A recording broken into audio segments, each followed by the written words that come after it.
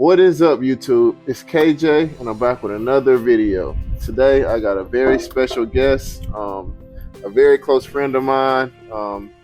We almost grew up together, kinda, not really, but grew up from college, basically. So I haven't seen this guy since about 2012, maybe. 2012, yeah. 2012. Just a great guy. Came from a long ways. He came to Dallas tonight. He just got here. What time did you land? I landed at 9:05. He landed at 9:05, and it's about 10 o'clock right now. And I'll let you introduce yourself, man. Go ahead. Well, good afternoon, everyone. My name is Charles Bolden.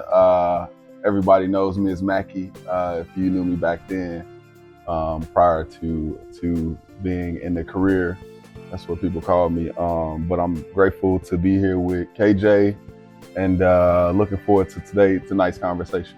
So like I said, we went to school together.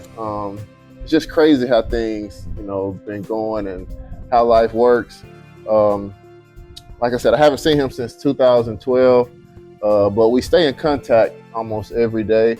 Absolutely. We're in the same group chat, and it's been going strong since 2012. I don't be in it as much, but these guys check in every day. They talk crazy every day, and it's just a good thing. It's brothers, and so I think in 2012 I was kicked out of school, and I think you transferred, right? Correct. Yeah, and so we both ended up at HBCUs, correct? Correct. Tuskegee. Yes, sir. Yep. And so after that, I pledged a fraternity, and he pledged a fraternity as well. The wrong side of 1911. No, the right side. And I don't know. So just after that, just tell us the journey. Like, what's been up? Like, put us in your world. Like, no, that's a great question. Well, I graduated from Tuskegee University in 2015, the summer, and I didn't really have a plan. I talked to one of my professors, and he was like, "Well, if you would like a internship on Capitol Hill, then I can possibly make that happen." So I got an internship. I did that for about 7-8 months, unpaid, in Washington, D.C., no money. So it was extremely expensive. If you know anything about the D.C. area, the DMV area, it's one of the most expensive places. So, my mom, I just told her, like, this is something that I got to do. And I know that it'll pan out. So I ended up getting a job full time shortly after the internship in Congresswoman Robin Kelly's office. And from there, it just was like an eye-opening experience to see how government works, to see how the world actually works, and being the most powerful place in the United States. It was just something that I just honed in. And there was days where I was like, I can't afford this. I had lived in apartments where I couldn't afford the rent, and situations happen. But, grateful for family to be able to support me in those times to basically get to where I am today, which is a lobbyist for, a huge industry. I represent over 1,200 companies across the United States, and that's a blessing in itself. But to kind of go back on where my journey, so I worked for Congresswoman Danny Davis as an intern from 2015 to the day after I graduated, I drove my car to DC. That was 2015, August of 2015. I had an internship in his office until about, until August. No, until December, I'm sorry. And I started working in Congresswoman Robin Kelly's office in, I want to say December, January, February. So from that time period, it was just like, what is my place? Like, I was a young man, I didn't really understand how politics work. So I really invested my time into reading and picking up on how politics actually work. And I always had this affliction with power. So understanding the dynamics of government, DC being the most powerful place in the world, not just the United States. I was going into rooms and I would be in a room with then President Barack Obama, or I would be in a room with Nancy Pelosi. I would be in a room with, significant people, Jim Clyburn, John Lewis, civil rights icons, and I would sit back in those rooms. I'm like, wow, this is amazing. You know what I'm saying? Like, how do I progress in DC? How do I kind of climb that ladder? And what I realized is you always have to have great mentors and great people who have that vision for you, but you also have to have that vision for yourself. And so what I realized is, I have messed up a lot in life, but one thing that I realized was this is an opportunity for me to make my parents proud, make my family proud. A lot of them don't know what I do to this day. So, it was just one of those things where I just always knew that if I invested my time properly, if I worked hard, that I would reach the financial goals that I wanted. I would be in the career path that I wanted. And so that's where, I got to being in Congresswoman Robin Kelly's office. I was her legislative assistant for gun violence prevention. If you didn't know anything about Chicago, it's one of the craziest places that you can live as far as gun violence. So I had a huge burden to give back to my community where I was from. And I made significant strides to introduce bills to lift up her profile, to do whatever I could to be to leave an impact on my community, on our community. So that led me to working. She got on the Energy and Commerce Committee, and that led me to being an energy advisor to her. And the Energy and Commerce Committee is one of the most powerful committees in the United States government. So I was her energy advisor while she was the vice chair of the Energy and Commerce Committee. That catapulted my career. From there, I just became very in depth with renewable energy, energy in general, but renewable energy, particularly solar. And that's where I am today. Okay. That's pretty dope. So it's just dope to see like where you come from, and just a little backstory. He's from Chicago, one of the toughest cities in the U.S. And when I first met him, we played football together, and he was a gangster, you feel me? And like, he was just this little black kid. I wouldn't say a gangster. I would say I was a hood politician before I was in government politics. But to be honest, he was like a little black kid that, he had talent. Probably was the fastest kid on the team. Could rap, could sing. He talented. I always thought that he would do something with music, or something in that. It's a hidden talent of mine. Okay, well, I thought, he would go down that field, we knew that football was a slim chance for everybody, and it's just great to see that. Like, I tell my mom sometimes, like, I got a friend that work at the White House, and that's just big. It's just a big, stage, and I'm just proud of you. Likewise, brother. So you're here in Dallas. People are here to see you. Can you talk about that, or you can't? Yeah, I can to a degree. Okay. I'm actually here for the National Grid Renewables Conference, which is it's a gathering of renewable energy companies to discuss policies and things that will drive our industries forward. I'm here to actually talk on a panel about policies, federal and state, and my focal point will be on transmission, siting, and permitting. And I know that's a little bit over your head, yeah, but it's way over my head. but it's a key element to our industry. It's something that will drive solar and all renewable energy forward. And I'm just grateful to have been asked to be on the panel. I do this, kind of more frequently than I imagined in my past years, but it has truly been an honor to be asked to be on certain panels to be discussing these issues that we all can benefit from. One thing that I do want to say is that this is the time, if you are looking for employment, you're looking for opportunities to grow in a career, renewable energy for sure is the way to go. Oil and gas, we're in Texas right now. This is my first time in Texas. But this is a oil and gas state as far as the region it goes as well.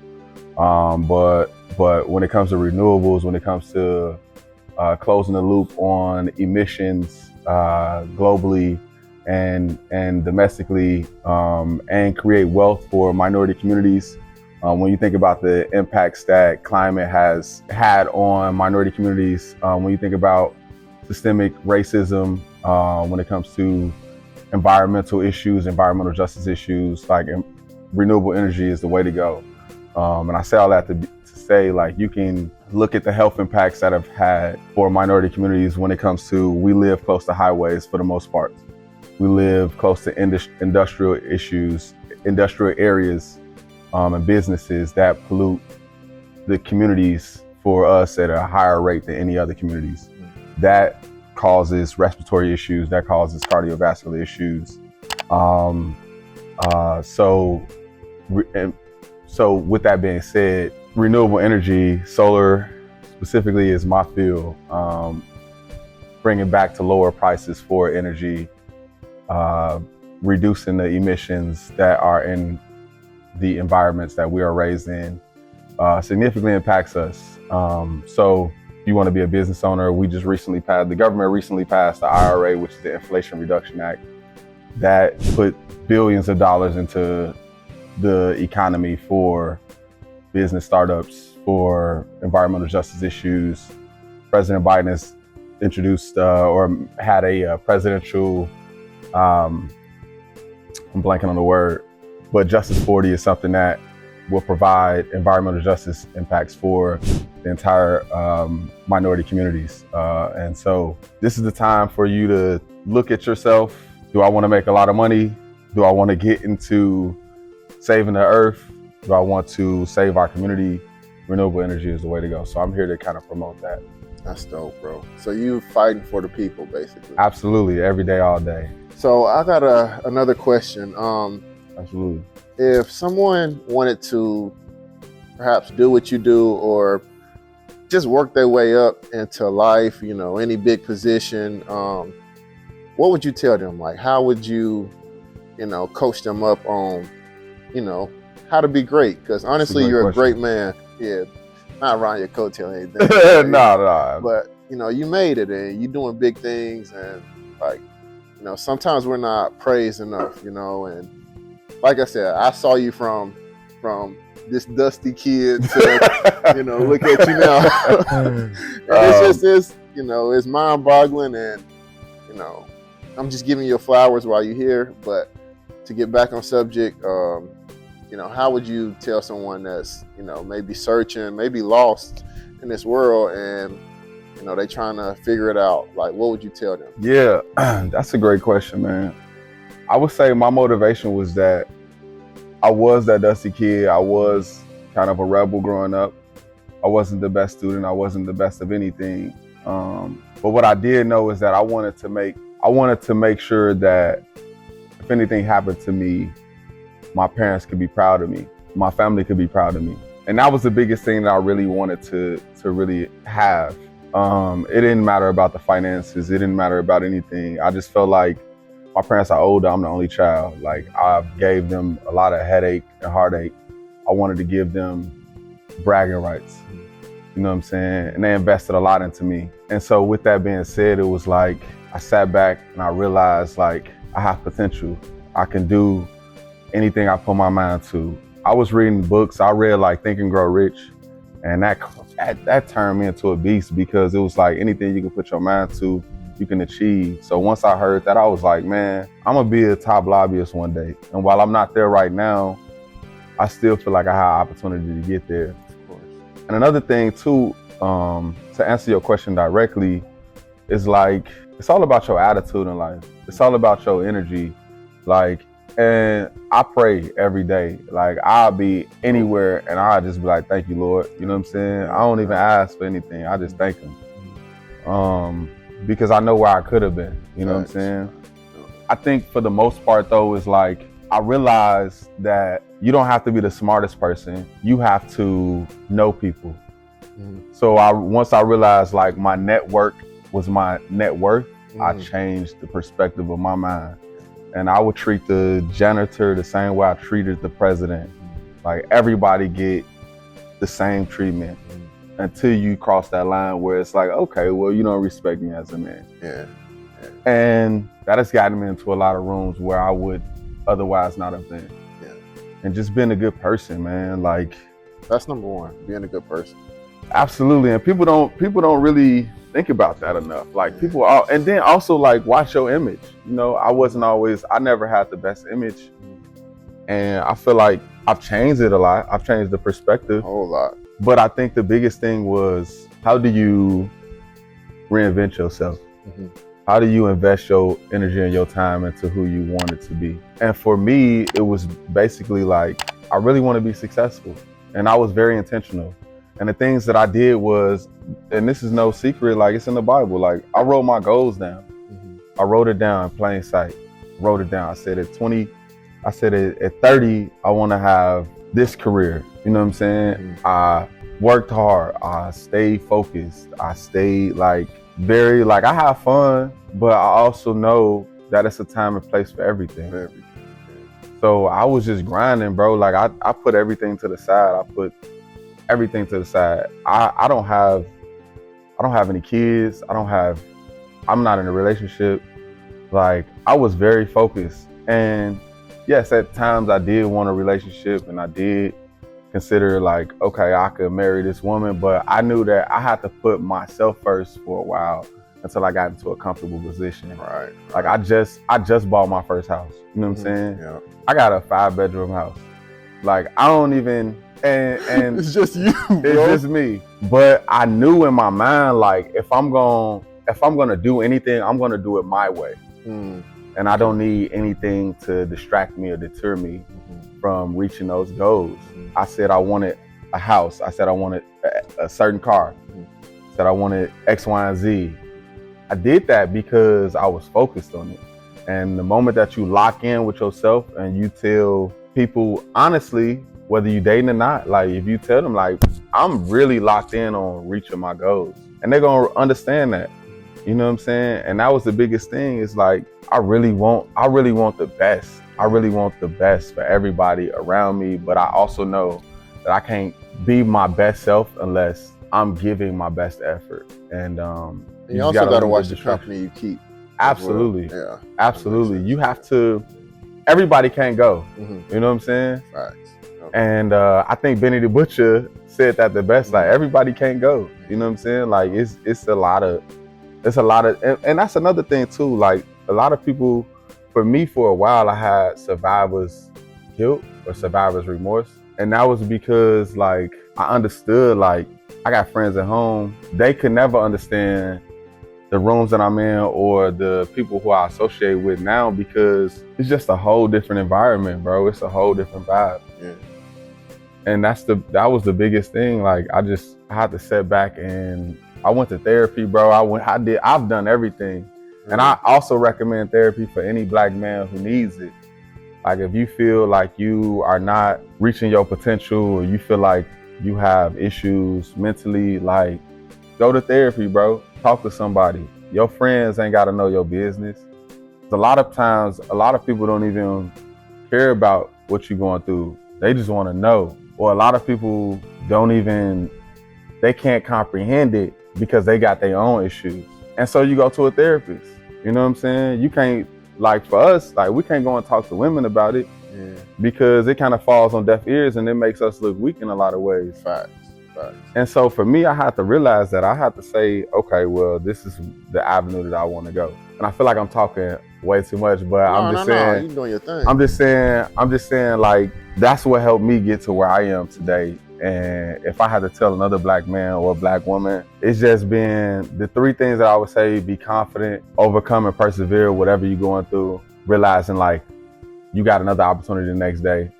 And the last thing I would say is just be focused and determined on your visions, and write your visions down in plain sight. And you check off those goals slowly but surely, and you don't give up on those goals by no means. Malcolm X said, by any means necessary, you know? So that's something that I live by. Okay, so tell me about your first time at the White House. How was that? Yeah, I actually went to the White House. The first time was for a White House tour. I took one of my friends from Chicago because I had never experienced it. You walk in, it's like, you see it, you like, this is the White House? Like, wow, this is the White House. Like, it's beautiful. But you also think like, you actually think like it's gonna be bigger than what it is. So they give you like a White House tour if you like ask for it. If you're a constituent of any specific district, like you can get a White House tour. You know what I'm saying? But I walk in, me and my friend, and dogs are running through The White House? the White House. And I'm like, these are dogs I seen on TV. Like, these are like Obama dogs. You feel me? Like Obama dogs. So I'm kind of like, where's Obama? Like, where's President Obama? Where's Michelle? Where's Sasha? Malaya? You know what I'm saying? And the dogs are running, and they go outside to the front yard or to wherever side, like by the Rose Garden. And it's beautiful, man. It's just like majestic. And you just like have this opinion, or you have this thought to yourself like, whoa, bro, like I'm in like the most historic place. Like I'm on 1600 Pennsylvania Avenue. You know what I'm saying? I remember writing to 1600 Pennsylvania in like 4th or 5th grade in like social studies class. It's like, and so to be there, it's just like, wow. And the next time I went, I took my boss there and dropped her off. And it was like, bro, I should drop my boss off at the White House. Like, and then the third time, which was in the same year, I went to, it wasn't the Easter egg hunt. It was some special occasion, but it was beautiful, man. Every time you go there, it's like, it reminds you like you're in the most powerful place in the world, bro. Like, this is where the president sleeps. This is where the first family sleeps. This is where they actually live. And so I fast forward to, we recently passed, and I think it was 2023, 2022. Sorry if I'm getting the dates miscorrect. We went to an event where they celebrated the IRA passage, the Inflation Reduction Act. There was about 200-300 people there. And you just looking like, wow, they got a band playing, they got everything, they got food, they got lemonade, water. It's just like one of those places where you got to pinch yourself when you in there, you know what I'm saying? And you see Air Force One landing in DC. You see the Marine One landing in DC, and that's like to see, bro. Like that's the helicopters when they land in the front line. Like the president gets out. Incredible, bro. Surreal feeling, huh? Oh my gosh. It's humbling, bro. It's humbling. So, what's like one of the most powerful rooms you've been in, since it's one of the most powerful places? That's a hard question to ask or answer, because like I feel like a lot of the rooms that I've been in have been extremely powerful. I remember I was in the Ways and Means room when I was an intern, and it was like, this is when Paul Ryan, I don't know if you know who that is, he's a Republican. He was the Speaker of the House after Nancy Pelosi, or before that, John Boehner, Nancy Pelosi, Paul Ryan. Anyway, it's Paul Ryan, it's the Ways and Means members, and like you just sitting there like, wow, these people write all the legislation for taxes in the United States. That was one time. The second time was, I got so many stories, man. I got so many places, more powerful rooms. Can you tell me who was the maybe most influential? Well, I can't even say that because you've been around Obama, but who have you been like most surprised to see, you know, just starstruck? Yeah. Starstruck. It's a gentleman by the name of John Lewis. He was a civil rights icon. He's not talked about enough because Martin Luther King and Malcolm X, but he walked the same bridge, Edmund Pettus Bridge. MLK, he was the youngest dude to speak at the Million Man March. I think it was the Million Man March. I'm pretty sure it was. If it wasn't the Million Man March, it was the speech where I Have a Dream happened. John Lewis, God rest his soul, being able to sit in his office one-on-one with him and have him talk about walking across the bridge about civil rights was probably the most humbling and surreal experience that I've ever had. And he passed away shortly in the pandemic from cancer, I believe it was. His influence on Congress, his respect levels that everybody had for him no matter what, was so impactful to my life.